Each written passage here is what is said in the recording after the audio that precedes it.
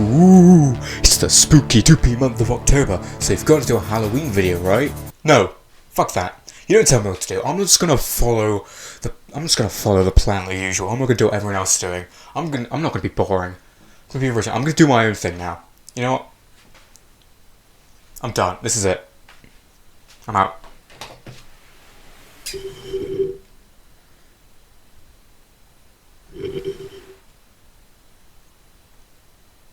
The mic is in the way of the door.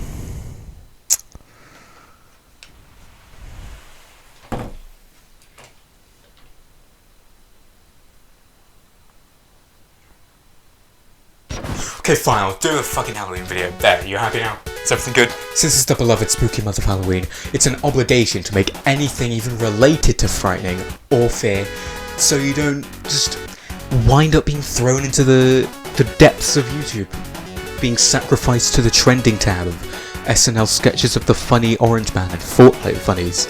So, video games are pretty scary, am I right?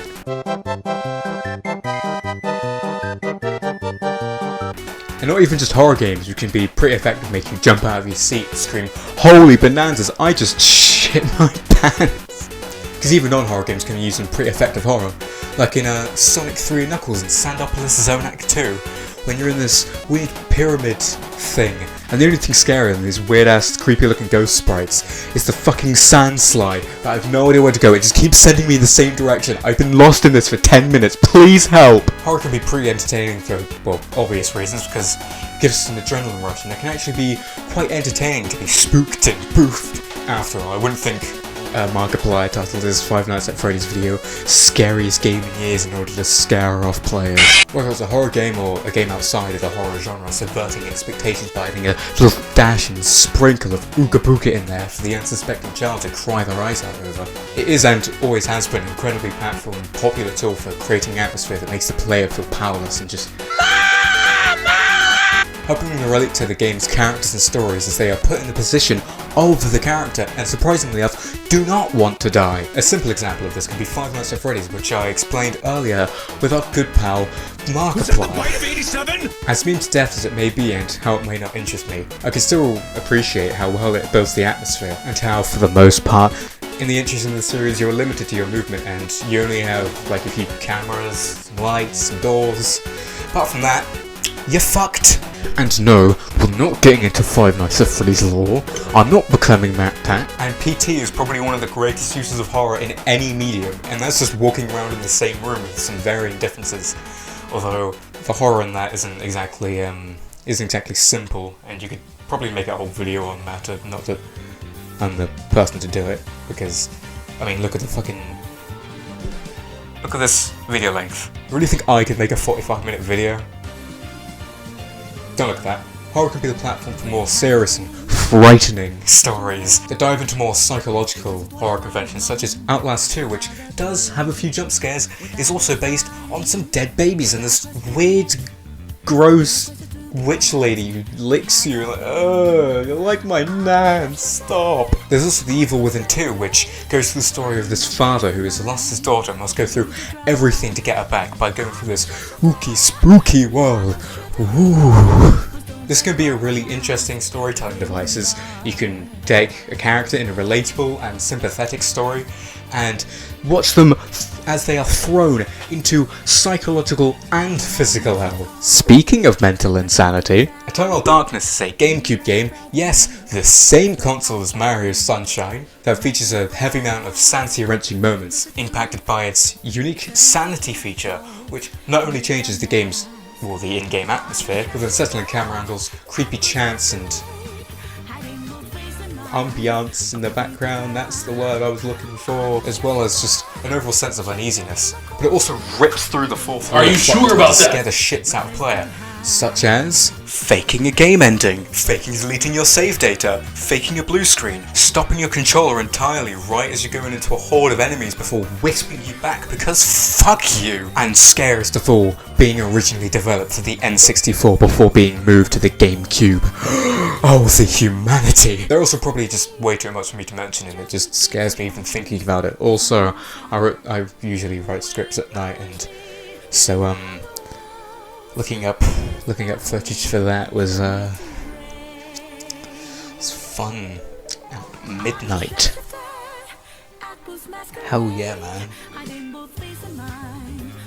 Help me! So not only does it show you a story of this character losing their sanity, but also you, the player, start questioning what the fuck is even going on anymore. Sorry, did I mention insanity in Fourth Wall Breaks of Horror? There's a game that comes... It's a game that's on the tip of my tongue. It comes to my head. I can't quite remember it. It's, oh right, Doki Doki Literature Club. DDLC is a fucking brutal game with heavy links to mental health and suicide. And watching as this innocent-looking visual novel unravels itself as a self-aware, mind-shattering, and probably cursed horror game. Some ranging from subtle, such as the camera slowly becoming canted, or very blunt, such as changes their faces just a little bit, or a certain scene that the game may or may not be pretty well known for. The game even has a quite emotional ending to it, and as someone who isn't even a fan of visual novels, or really doesn't care about the anime art style, it's still heavy impactful. It was still heavily impactful. I was still shook to my core, and oh my god, they have human eyes! Now, it goes without saying that horror is effective on a surface level and just invoking fear into the player. However, video games that are not horror games can subvert the audience expectations, such as in the beginning of Portal 2, where you wake up, everything's all comedic and light-hearted with your new buddy Wheatley, voiced by the brilliant Stephen Merchant. However, things begin to turn sinister as GLaDOS begins to wake up, with ominous piano playing as Wheatley begins to panic before being crushed by GLaDOS and throws you into testing. I'll admit, it's the cynical bastard I am.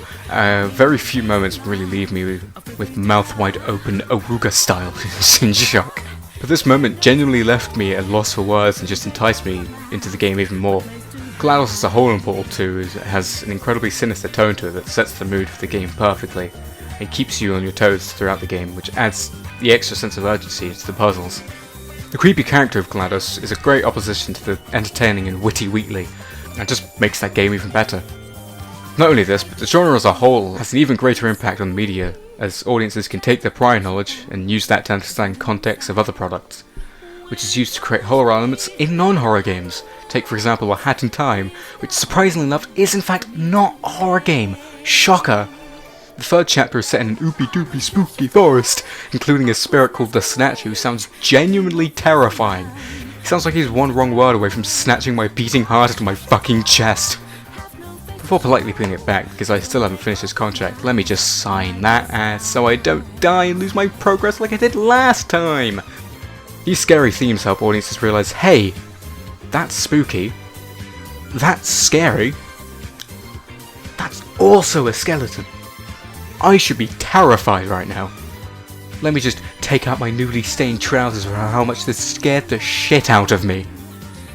Speaking of Hat in Time, this is also a good example of context of horror elements adding extra chuckles to a comedic moment, as in Chapter 2 there is a murder mystery parody which includes much hilarity in using answers from questions asked from these crow fellas, or as I like to call them, the cops.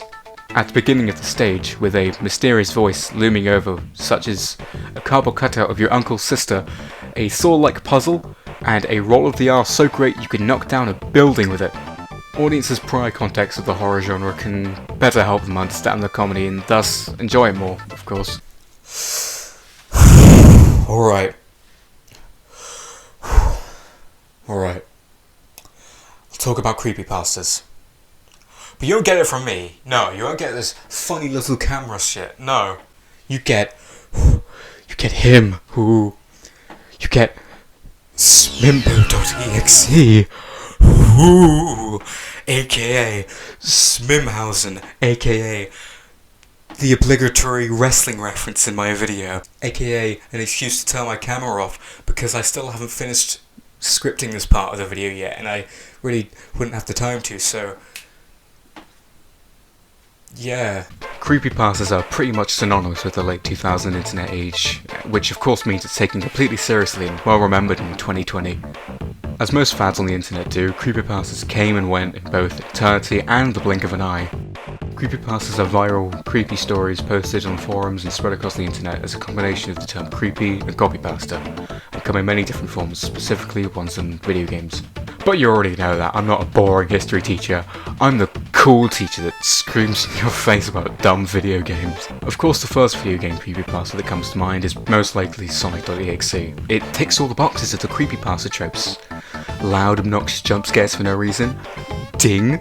Hyper-realistic blood coming out of their eyes and or some other kind of face contortion. Ding ding! A haunted cartridge. Ding ding ding! We have a winner! You win a brand new car! Creepypastas were usually ridiculed for poor writing and overabundance of cliches, but they were still very widespread and enjoyed during the early parts of the internet because of the cryptic and spooky themes, and have even inspired greater horror media, such as Slenderman, which went on to become a widely known horror story, with the game being a must in early YouTube Let's Plays, and even had its very own movie. Not that it's... oh, this seems very good. Okay, I'm not making a very good case myself, but they have been very influential in horror and help bring excitement to a fanbase, as fans make their own theories or stories based on the media they enjoy. Heck, MatPat practically became the guy that does the Five Nights at Freddy's theories. His theories nowadays are as well structured and thought out as creepypastas anyway, am I right? Up top! I'm alone. I don't exactly know where I was going with this, but creepypastas, similar to other shareable content, helped internet culture grow as this niche community as it was in the mid-2000s, as small horror stories brought a lot of interest to online communities, as yes, people like getting spooked and boofed, as I talked about earlier. See, it all comes back, I am a genius. Creepypastas were also a good start for aspiring horror writers, as it brought it to a wide audience. And, well, we all start somewhere, don't we? I'm proving my theory that we are not entering a new age of culture, but instead rebranding what's taken from the 2000s. I've been seeing a lot more creepy stories pop up as iceberg videos are becoming increasingly popular, and even though that's technically just a list of facts and theories in the community ranked on how well known they are, a lot of the appeal comes from more mysterious and spooky entries. And every copy of Mario 64 is personalised is another thing that's been pretty widespread recently, so are we really that much different from the early days of the internet? No, we're much worse. Twitter is now a dumpster fire. So, why is horror so effective in video games, Smimbo, you might ask, you fucking daft twat? Well, video games can bring horror to a whole new light as you're actively participating in the medium and can immerse yourself into a character and have it feel like you, yourself, are in danger. Horror is also important in enhancing shocking and frightening moments in other games as you may not expect them, leading them to impact you more. Horror games also gives me something to do when I don't get invited to Halloween parties. So yeah, that was that. Obligatory Halloween video over. Of course, as I usually do, I've Twitch. I stream on there. I've been streaming more regularly, playing Smash, in Minecraft, because Steve got announced, and that is actually the greatest thing ever. Also, like and subscribe, I guess. That physically hurt me to say out loud, but I guess I have to. Did you know that only a certain percent of you are subscribed? Hope you have a good Halloween. Hope everything will be nice. Play some good horror games, I guess, because it's not like you're going to be doing anything else with COVID. I don't know what I was getting at, but have a good one. Yeah, man. I'm great at outros. God fucking damn it, I'm the best. Alexa, play me out. Playing specific songs is only available with Amazon Music Unlimited. Here's a station based on Meow, original mix by Rixie and Fizz. This service may contain interest-based ads.